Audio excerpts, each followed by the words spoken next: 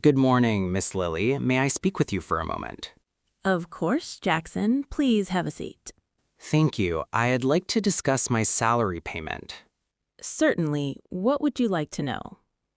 I noticed that my salary has not been deposited yet, and I wanted to ask if there is any update. I appreciate you bringing this to my attention. I understand that delays can happen, but I wanted to better understand the situation. The company has experienced some temporary cash flow issues this month. I see. Thank you for explaining. Several client payments were delayed, which affected our payroll schedule. That makes sense. Do you have an estimated payment date?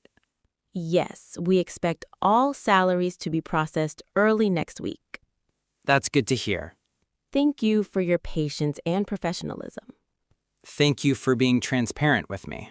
You're a valued member of our team, Jackson. I appreciate that. I'll continue to do my best. Excellent. Please let me know if you have any further concerns. Thank you for your time, Miss Lily. You're welcome. Have a productive day. You too. Goodbye.